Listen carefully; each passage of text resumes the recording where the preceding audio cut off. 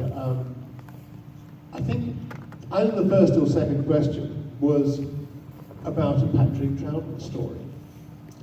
And I realized at that point that there was going to be trouble ahead, because they obviously, in some way, this is the strange thing, in some way, obviously, they knew I was an actor, and they knew me from All Creatures Great and Small, and yet they still somehow believed that I was Patrick Troughton degenerated and could therefore answer a question about one of his stories, which of course I had no idea about at all.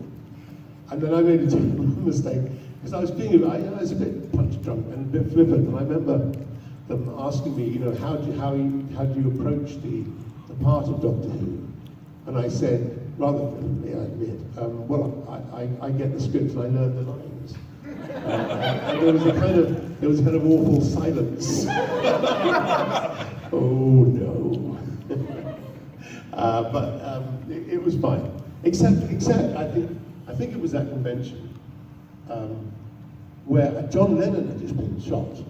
And somebody had this press conference the next day, and somebody in the press, presumably it worked for the newspaper, I don't know, and I was in this crowded room, bearing in mind, you know, people milling around, and they said, "Do you ever worry about being shot?" And I said, "Well, not until now, actually." Yeah, well, I love that story. Yeah, I actually went to the auction. They were auctioning off all the furniture. Oh, really? Yeah, that musty smell was... Yeah, it was. Because it was damp, actually. It was in the big wall. There was just damp trickling down the wall. That thing needed to be demolished a decade before you ever went in. Well, this isn't really so much a question as an invitation for myself. A couple of years ago, I led Sylvester and Matthew Waterhouse on a pub crawl in Tulsa, which is I figured you would do that. I actually took him, we have a pub there called the Max. Did Matthew not throw up? No, he was he was actually very, very, very awesome to hang out with. No, he didn't throw up. I took Sylvester to play his pinball machine at the Max. And I'd like to extend you the same invitation. If you ever come down this way, I would love to take you to a pub. Okay, I'll hang on to that thought. All right. Not too tight. Okay. In the Eighth Doctor's novel by John Peel, who happens to be here, this question was submitted by my partner Jay up there, who can't be down here, he's not feeling well. He says, your doctor was said to be rather clever, and your foes in particular were very likely to underestimate you until it was far too late. Do you agree with that assessment of your character? The doctor is very clever. Well, your enemies underestimate. You are the doctor that is underestimated. Oh, me? My doctor is underestimated. Yes, I think that's probably true. I think that comes as a sign. Well, I wanted to bring back to the series a sort of vulnerability which I thought had disappeared a bit. I remembered it from Patrick Troughton, who was a fantastic doctor. He was my doctor. And he had this marvelous quality of not being completely convinced if what he was doing was the right thing. Just a vulnerable sense, and I wanted to bring that back because I felt, although I think Tom Adam was a brilliant doctor, I felt that there was no sort of weakness there. He was very much sort of full on, as was John Pertwee as well. Yeah, and I wanted to bring that back. So I suppose part of that is that therefore the doctor does become slightly underestimated. How they don't learn their lesson, because everyone loses, don't they, against the doctor at the end. I mean, why don't they learn these silly invaders from? I love one story you tell in particular. It's a little at the end of your ride, Days of Andre Nine. You collapse from exhaustion and you drop Nicola. Yes, I did. I dropped Nicola O'Brien, and you could see it actually. It's plainly there if you know.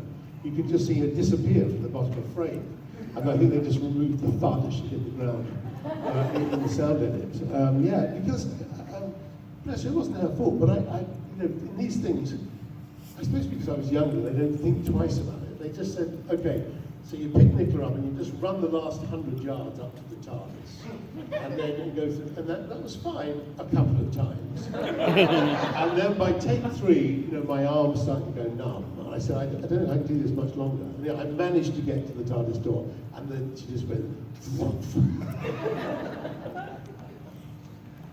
Yeah, she's great. I met her here last year. Did you? Actually, I came in Thursday night, and she was playing one of these video games with Fraser. She was fabulous. She was my favorite guest last year. Incredibly friendly, incredibly kind, hospitable, intelligent. How would you describe her, having worked with her all these years? Well, I don't really think of, unfortunately, because I only did sort of the 2 stories really with her. I don't really think of her as my companion, to be honest with you. But she was great. I think very much of her in Colin Baker's statement. But no, she was very beautiful. And, she wasn't. My problem with her is again nothing to do with her, and that was that John was obsessed with the idea of getting an American companion.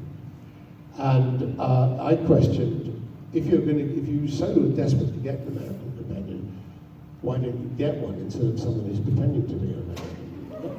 Which it seemed to me to defeat the whole purpose, because it wasn't about English fans. His idea, John's idea, was that if you have an American companion, it makes it more appealing to Americans. Now, I didn't believe that anyway, because actually what the American audience loved about the series was that it wasn't American, and it was slightly oddly British and quirky, and the sex wobble and things like that.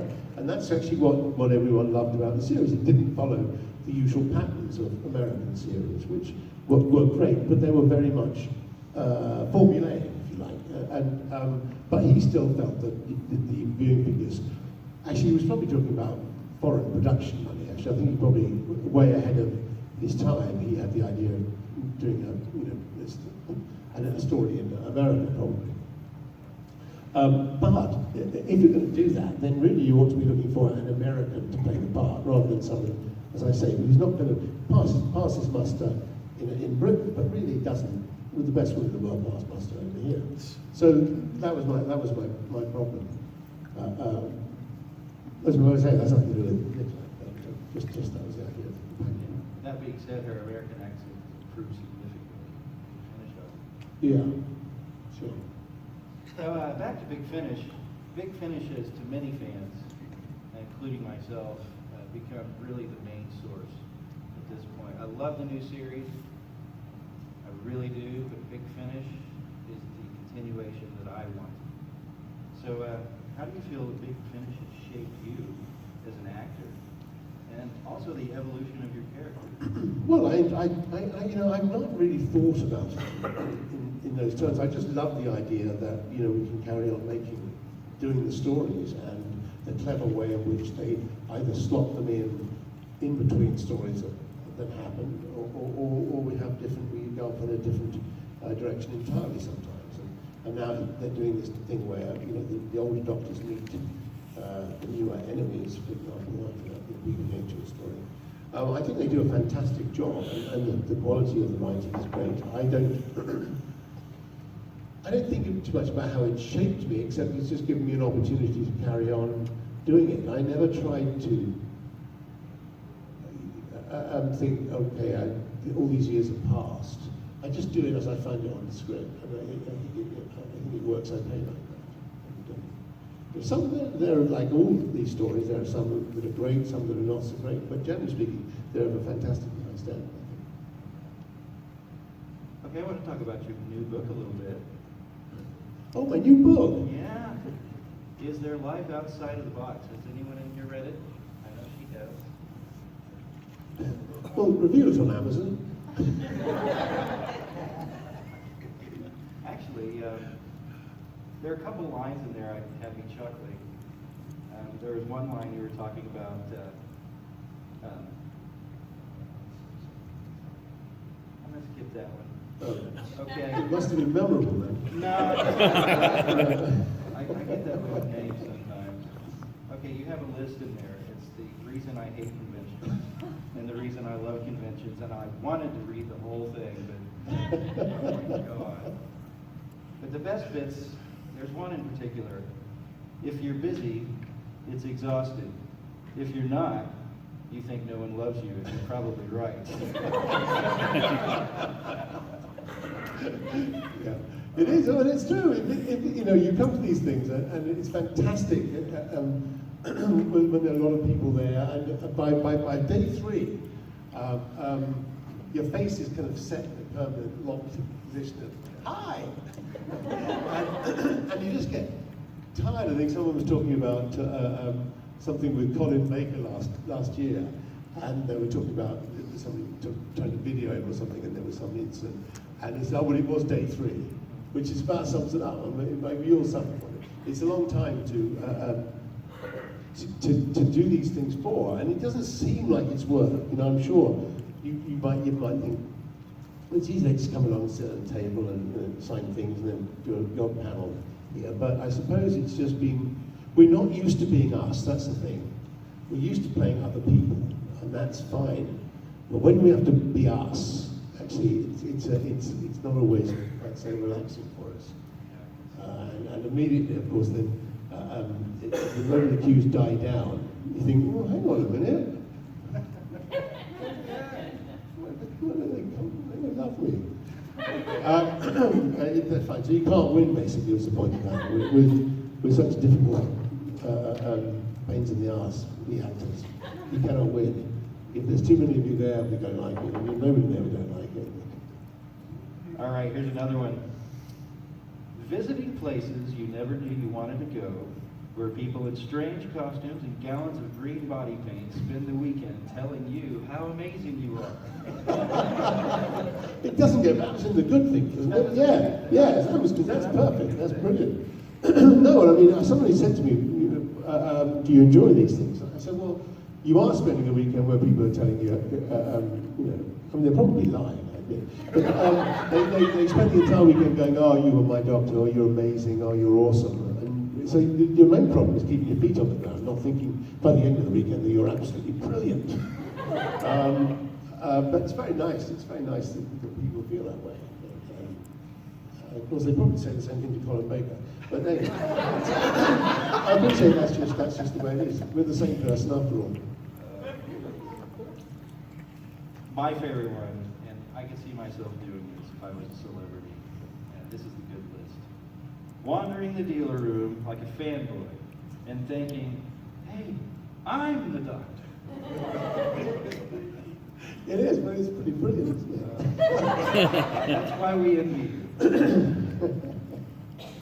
So, I've got a few more questions, and I'm going to turn it over to the room.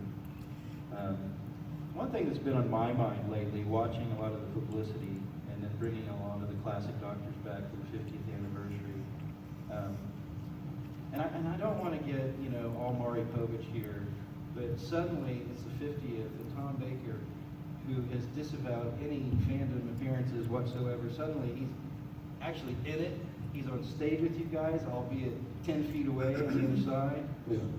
And then he's doing audios. And then suddenly he just did this last interview of Doctor Who magazine saying that's it for him, he's done. So what do you really think is in his mind? What do I think is in Tom's mind? Oh, well, I've got absolutely no idea at all. He's absolutely confused me. It's fine. Listen, he's getting on now. He's old and tired. I think when we did the 50th anniversary stage interview, we were actually on stage. Well, he did actually stand on the other side of the stage. And he made it clear that he never wanted to leave. He never thought he never should have left the series. I think he has a great. Well, I think he's doing it probably with very stupid spectacles, because I think by the time he left, he was really tired of it. And he absolutely wanted to leave. But on reflection, I think he thinks, it was my best time. And probably, it was. Like, so you understand why he feels like that. I suppose it's just, I couldn't say I would be any different. Up to a point, you're sort of saying, that's it, I'm finished, but then you just get drawn back into it. So he wants to continue. I mean, he does. I think like John Pertwee, if there were two doctors who were alike and yet couldn't bear each other, they would be Tom Baker and John Pertwee, both of whom I think were absolutely sure that they were the best doctors ever. And who's to say they weren't? But I think what that's meant, he's found it difficult to join. We have a nice time, you know, I mean, Colin and Sylvester. We take the, we make fun of each other, but you know, it's just fun. And so I was sorry that he doesn't really involve himself with us a bit more, but I suppose he's got his own reasons to do that. He's perfectly entitled to do it. So, what's life like after Dr. Who? Well, there is no life after Doctor Who because we never leave it. You see, that's I think I actually mentioned that in the book as well. I said at one point I tried to imagine what life was like, would be like after Doctor Who, not realising there wouldn't be one, because you don't ever leave it. That's the thing. And I said as much to Peter Capaldi when he took over. I said, "That's it now. You're the 12th Doctor. You'll never not be." Because you do them as an actor. You think, "Oh, I'll do this for a certain amount of time, and then I'll move on." And of course, the truth is, you just don't. And that's fine. It's fine. It has to, I've been very lucky. I've managed to do lots of other work since Doctor Who, and will continue to do it. But I am still the Fifth Doctor, and there are huge benefits and pleasures that derive from that. I've never wanted or felt the need to distance myself from the series because it never really affected my career, I don't think. So, yeah, no, there is no life after Doctor Who, because look, I'm here answering this question in Wichita. I think I'm doing a big finish in about 2 weeks' time as well. So, life after Doctor Who. I was talking to this lady a bit earlier, and she told me about Gypsy, the stage production. And she told me that Meryl Streep had a little bit of something to say, a little kind word for you. Yeah, she thought I was pretty good. I said, I'm going to put that on my tombstone. He said, that's on my epitaph. Meryl Streep thinks I'm okay. Well, the thing was, this production of Gypsy, which was a fantastic production, mainly because Imelda Staunton was extraordinary in it, and because Imelda was in it, and Imelda knows all these people, not a day would go by, really, when extraordinarily famous people wouldn't be hanging around at the stage door and would wander around down the corridor, all asking the way to Imelda's dressing room. So I would direct them, Maggie Smith, it's just, come in, I'll show you. Judy Dench, I'll show you which way, let's just down here. So you had extraordinarily famous people turning up.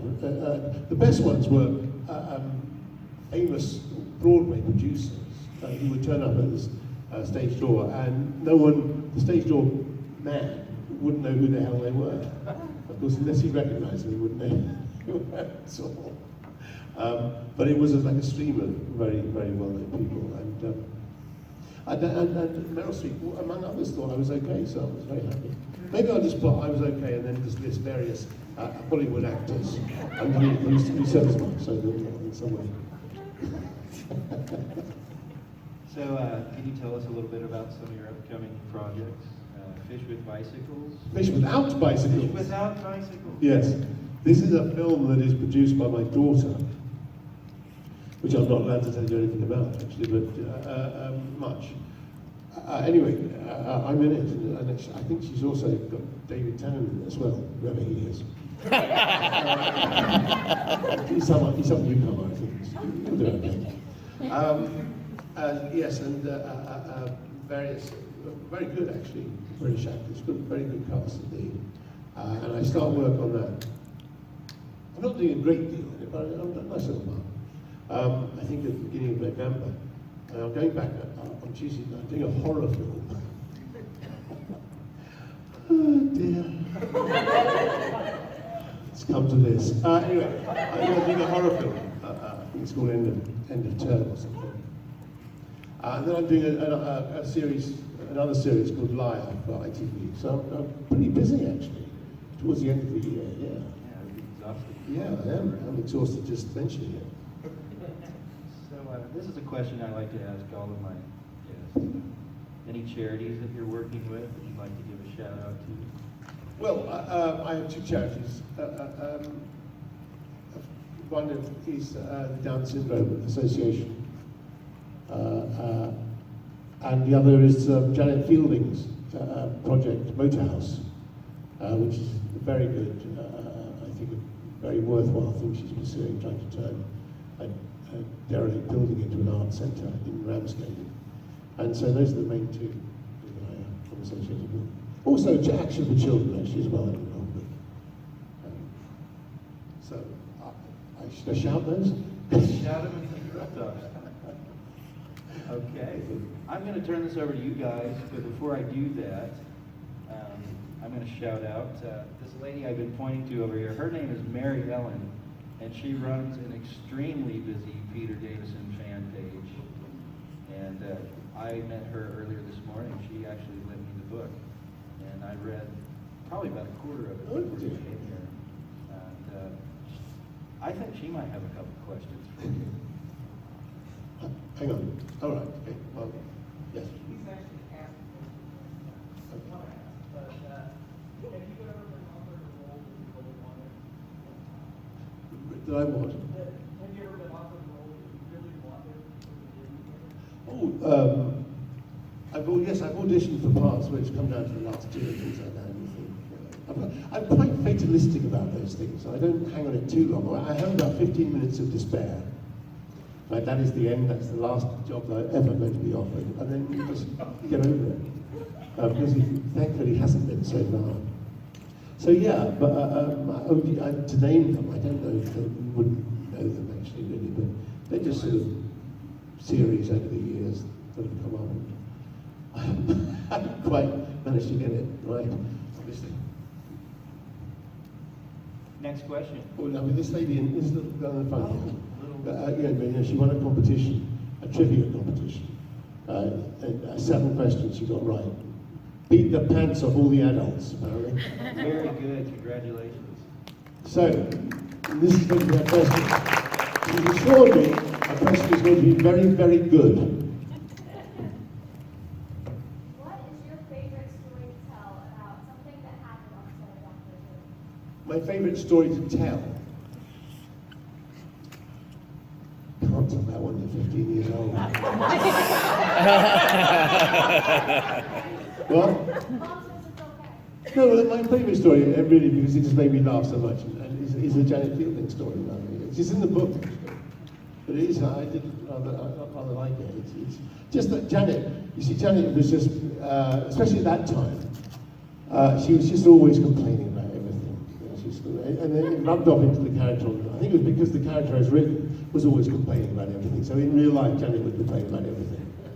And in my first season, she was dressed up as an air stewardess, and in this sort of strange purple outfit that was apparently, according to Janet, really uncomfortable. And she was complaining all the time about this. She complaining of John, it was sick to death, this stupid costume, why am I wearing it? And at the end of series, my first season, apparently a father somewhere wrote in, because we used to watch it when we were kids, and said, what's happened to the companions of Doctor Who? Like, Lady used to have just a kind of fur bikini on, and now we've got these companions who are covered up from the neck down. And so Janet had a costume revision, and she was walking around in basically what was a boob tube and shorts. And sure enough, after about 2 weeks, she started complaining about that too. And this went on for, I think, probably a couple of episodes, and she was complaining, this bloody thing keeps slipping down, it's really impossible. And we were walking back from the canteen. You can tell the story, the story is absolutely accurate, it's burned into my memory, trust me. So we're walking back along the corridor outside the studio, whatever it is, the BBC, and she's whinging about this boob tube. And I stopped, and I said to her, Janet, would you do me a favour? Would you reach as far above your head as you possibly can? And she looked at me, and she did it. And now listen, honestly, ladies, if you're wearing a boob tube and someone says to you, would you reach as far above your head as you possibly can, would you do it? No, most of Janet Fielding did, and the inevitable happened. And unfortunately for Janet, not for them, but for Janet, the entire camera crew was walking along the corridor in the other direction at the moment that this happened. And it was slightly embarrassing, so I just ran away. I don't think I even really looked, actually, to tell you the truth. Yeah, so then, Janet, of course, then tried to change the story. So, it wasn't, but now I think she admits it was actually true. So that's really fun. Next question, this gentleman over here. Thank you, yes. What would you say is the biggest struggle doing the Big Finish audios compared to traditional stage acting and television acting for you? Well, I suppose you only have, the obvious answer is you only have one of your things at your disposal. You only have your voice to do everything with. And in the past, that has, I think, led actors to somehow overmodulate their voices when they're doing radio acting. Everything has to be expressed in the voice. Now I think things tend to be done more realistically on the radio drama. There was a marvellous moment at the BBC where they came up with this idea that they would do radio shows on location. Now you think that sounds like a stupid idea in the world, wouldn't it, do a radio show on location? And indeed, when I heard it, I thought, what are they talking about? It's a radio show. So they would go down to a set, they would go down to like a location, a house, I would say, and they would record it in a house, the whole radio play. The difference it made was absolutely extraordinary, because the actors stopped doing the sort of modulated voices and describing them with too much expression, and they would just start acting. And of course that came over brilliantly. And I think now that sort of changed the way people acted on radio. And so it is difficult though, because you only have one, normally you can be seen, so you can do things with each of the facets that you have available, but with radio it's only one thing. But on the other hand, as Colin Baker said, the sets are so much better. So it's give and take really. Largely, I enjoyed it. You can put tremendous, and because you're doing it so quickly as well, you can get much more continuity in what you're doing. You really throw yourself into it, and of course it has the other advantage is you don't have to learn the words. That's pretty important. So I don't know if there are any downsides to it really, except that it's not thought of as being quite the same bracket as television. But in fact, radio is becoming more popular. Radio drama is becoming more innovative and brilliant. So I don't think you have much radio drama over here, do you? It's such a part of BBC's output. All sorts of radio drama. It's hard to imagine you don't have any at all. But, yeah, no, I love doing it. I love doing audios. But they do present challenges. You have to somehow make the same thing, but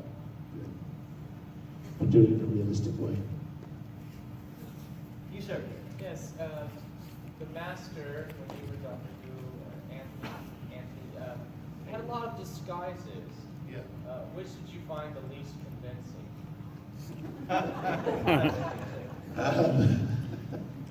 I don't know. I believe the Chinese. That was a bit of a push, I think. Yeah.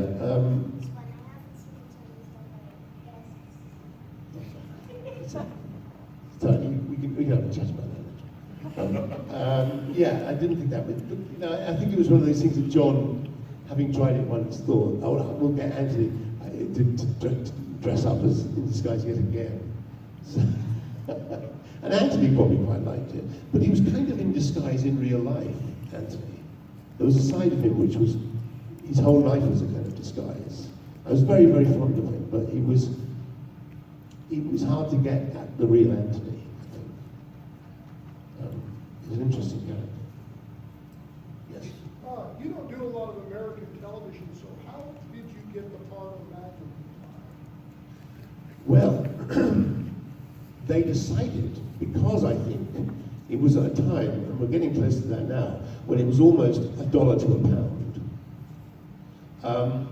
They decided that they would do a special opener for the next season of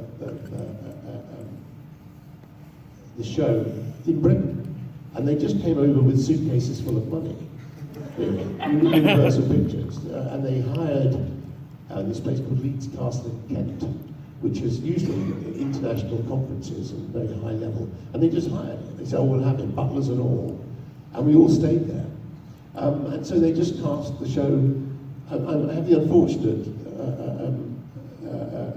unfortunately was in Magnum PI, but never visited Hawaii. I kept trying to drop hints that maybe it would be quite nice to bring my character back in an episode set in Hawaii, but it never happened really.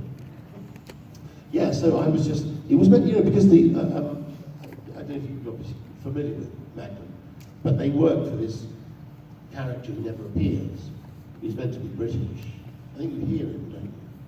Hear his voice.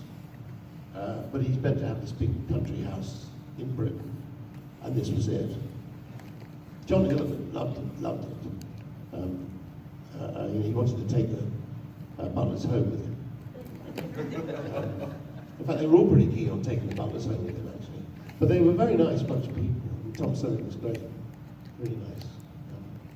Yeah, it was just a bit of luck, or unfortunate, depending on the way you look at it, that I was in an American series, but we filmed in Kent. You, sir, in the back. If you could go back in time and change one thing about your time as a doctor, what would you change? One thing about I think I'd settle the industrial dispute that caused us to lose a couple of stories. That was the big. I think season 2 was a bit of a pain because there was lots of industrial action going on, and things would change at the last minute. I think I would have. I thought John was great. He was a great producer, but he wasn't really into Doctor Who as Doctor Who. And I think I'd give him a stern talking to about who he got to write some of the scripts. I mean, we did have some good scripts, don't get me wrong. I loved Eric's script. I loved the Kinder episodes we had, and obviously Gate of Androzani was great. But we also had some scripts that were just knocked off by people, and some they were okay, but you just didn't feel that there was the love of the genre, which I think is one advantage, whether you like it or not, that happens now, is that the people who write for it, the people who work on the show, are committed to the genre that they're working on. And I didn't feel that was particularly the case, even with John, or with some of his choices of writers and directors. But I mean, these are small things. They're not. They didn't sort of impinge on me greatly. I was having a nice time. But I just, if you ask me what I would change, I would just say, let's get a few more writers who are, keen on the genre, writing for the genre. Oh, wow. Lady in the front here? I thought the Irish Doctor's movie was fantastic. And I Thank just you. if ever envision something you could pull together to get some of those guys back. You could never, it wouldn't be that being left out. The Five-ish Doctors reboot was fantastic to do, and it grew almost organically from out of nothing, really. Just not a chance remark, really. I made it a convention like this, where I said, if we weren't going to be in the 50th anniversary special, I was going to make one myself. And of course, because there were people there with video cameras, at the next convention I did, someone said, oh, apparently you're making your own 50th anniversary special. That's what it turned out I did. And the problem with doing, I'd love to do another one. If I came up with an idea that I thought could be as good or better, I would pursue it. I think there's a problem getting everyone to do it again. But also, no one got paid on that show. that we pulled together. Everyone did it because it was the 50th anniversary special. Unless we can come up with a really good anniversary that we haven't quite figured out yet, I don't know how I'm going to persuade my colleagues to work for nothing. You mean what? Oh, I see. Right. Yes. Well, we could do go down that road. Yeah. I mean, and there are ways of doing it. And if I came up with an idea, I would pursue it and hopefully get it done. Because I know, people like Colin would love to do it. There are probably many others who would. The biggest problem is just coming up with a good enough idea. I don't want it to be something that goes, oh, it's not as good as the first one, is it? I did think of one particular idea I haven't pursued it yet. When I get a moment, I will pursue it, but it would be a coup. But there are ideas. I just would like it to be really good. Sir, in the back of the hat. Yep. One of my favorite stories I've ever, in the Big Finish I've ever listened was Spare Parts. I think it was a very well written story, but would you like to see Spare Parts become a Doctor Who story? I think something. I mean, I think there are many of those stories which I think are up to scratch in terms of Doctor Who stories. Expensive to film, maybe, but I think Spare Parts is a great story. They're releasing it they're doing something weird. They're releasing it on vinyl or something. Something they're doing something with. They're doing something with Spare Parts. Check it out. Someone will know on the internet. I can't remember. But they're animating it. I don't know what they're doing. They're doing something with it. Yes, it would be nice. Would I be involved in that? Probably not. No. Maybe they can do that thing they did, with Jeff Bridges, make him look sort of 40 years younger. I could do that and have me in it.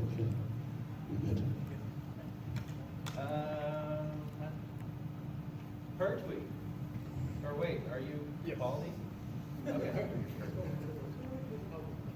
Why didn't you go beyond your run as the Doctor? Why didn't I carry on? Yes, sir. Because there were so many facets to your Doctor that were just emerging, and then all of a sudden it was over, and we never got to see you. Well, there were various reasons for that. One is that I had done 3 series of All Creatures, great and small. I'd done 3 series of a couple of other comedy series I'd done. And Patrick Troughton said to me outside the BBC one day, do 3 years and then move on. And I had to make the decision after season 2, which it was strike hit, and it wasn't that satisfactory. And I just felt I would do the third season and then move on. I could see great dangers of doing a 4th season because who knows how it would have turned out.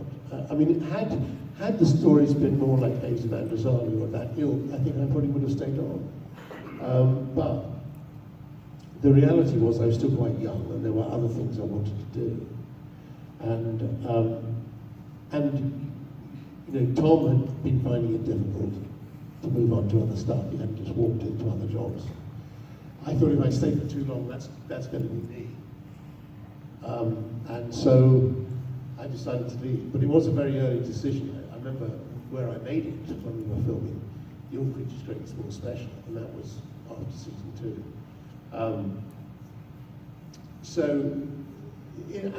The downsides to everything. Yes, in a way, I would have liked to have been around for longer, but I also would have liked to have worked after it, and I was very lucky.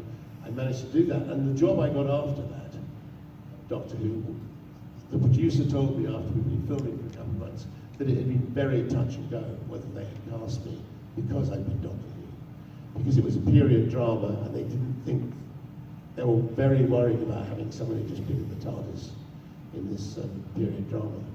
Fortunately, it went my way, but it could easily have not. And as an actor, I'm afraid. That's why I always said, if they were offered it to me tomorrow, I'd just do it until I drop.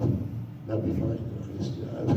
I don't worry. I'm not worried about the future so much. But when you're that age, you just think, I've got a kind of career to carry on with here. I've got to make sure that I'm still employable.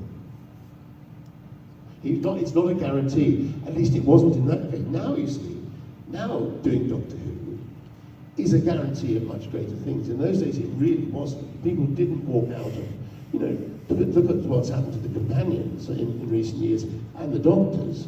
They walked out of that series and into major jobs. In those days it didn't happen. It was almost like a curtain coming down on companions. All the female companions, and all the companions full stop, found it very difficult to work afterwards. So did most of the Doctors. I mean, I was very fortunate that I managed to move on. And I mean fortunate because a lot of it is these things are luck. But Tom found it difficult, Colin found it difficult, and Sylvester found it difficult sometimes. So it's not a guaranteed step into something else. It wasn't in those days. Yeah. Now, I mean, you could get on Victoria or Exactly. Jessica Jones. Yes, exactly. I'm sure that was an intriguing role for your son. I think he loved doing it actually. I think he real bad. Oh, great. Next question. Anybody over here? This gentleman in the front row. Last year, Colin was asked a question by a 9-year-old boy, and he was absolutely stunned. The audience was stunned how original it was. I emailed Sylvester. Sylvester gave me his answer. He might have known each other for years. So I'm going to ask you the same questions for us. Of all of the TARDIS consoles and console rooms, first Doctor Who was well done. Which one do you like the best, or wish would have been yours if you had chosen? Well, I think mine had a certain retro. Well, the old ones all had a certain retro charm about them.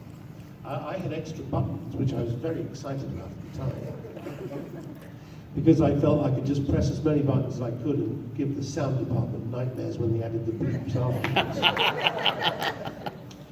which is what I would do. I've only been on 2 of the other TARDIS consoles. One was with Don David's when I did Time Crash, and the other one was Matt's when we were doing the 5-ish Doctors reboot. I rather like David's actually. I rather like the sort of style of that. There are an awful lot of buttons to press on that. I think they're only judging by how many buttons there are actually. I'm a very shallow person. So yeah, although I love, we made fun of it in the series, but of course Matt's was pretty spectacular. It did look a bit like a helicopter. These things going around on the top, and the multi-level. We never had multi-levels. But having worked on it, I only worked on it for a day, but I think I rather fond of David Tennant's. Sylvester said that he liked the steampunk console that was in the 4th Doctor's Master of Nagraga that was all wooden steampunk console that appeared in a couple of episodes. He liked that one. See, I'm not even sure if I know the 4th Doctor. Yeah, the 4th Doctor one, it just appeared briefly. It was an auxiliary control room. That's right. Oh, right, okay. He liked that one, but then he also said, of course, I like that one, which is what Colin said too last year. He said, mine yours. Yes. Yeah. How different was Colin's from mine? Was Colin actually just talking about mine? That's why I planned on asking you the question, because I thought that was funny, because he just basically got yours. Console envy. Dear. Next question. Do you serve the hat? I was wondering what you felt about Hazard. Do you think we lost the A raw deal with being blown up.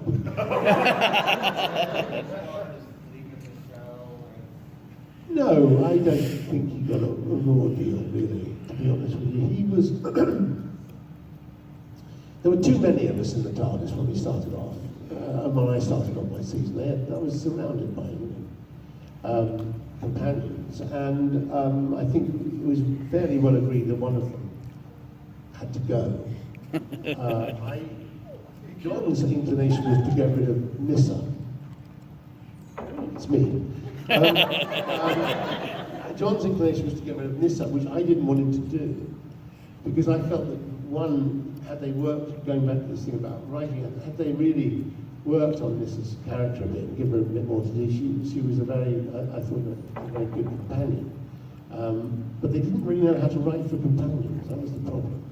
Everyone wanted to, they had Janet, Tegan didn't want to be there, Adrian was trying to get back to E-Space, and that was really the sum total of their characters. So, also, how can I put this in a nice way? I think there were limitations to Adrian as a character. I don't think he particularly. I think he to me, he intellectually he would grasp things, but that's not quite the same thing as actually putting it on camera. And I think that, once again, I think that I thought Sarah is a fine actress if she could given a chance to shine a bit more. So I don't know whether you're talking about just him leaving the show or whether because he'd been there longest, hasn't he? I think he was there at the top. I was kind of thinking, some people that didn't like him because he was mathematical,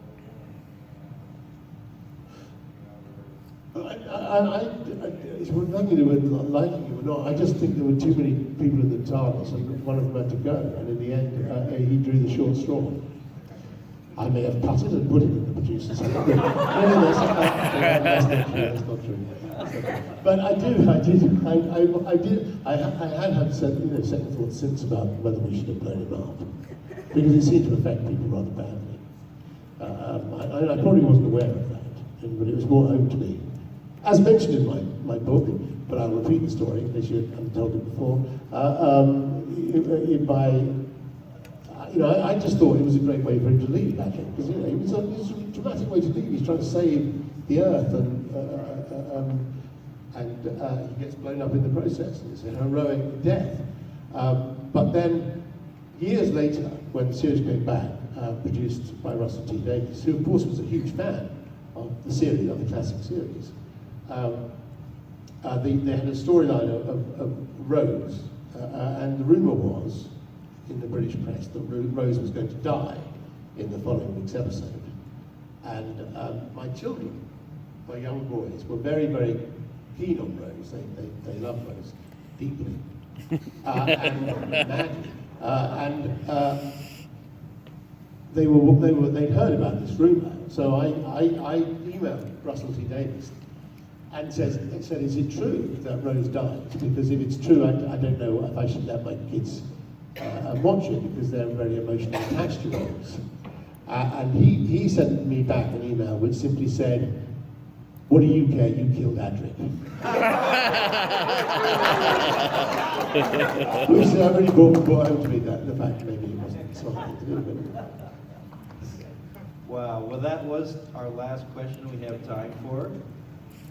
On behalf of Time Eddy, Wichita, Kansas, and the Tulsa Doctor Who Viewing Society, thank you, Mr. Davison, for coming. You are a most gracious guest. Thank you.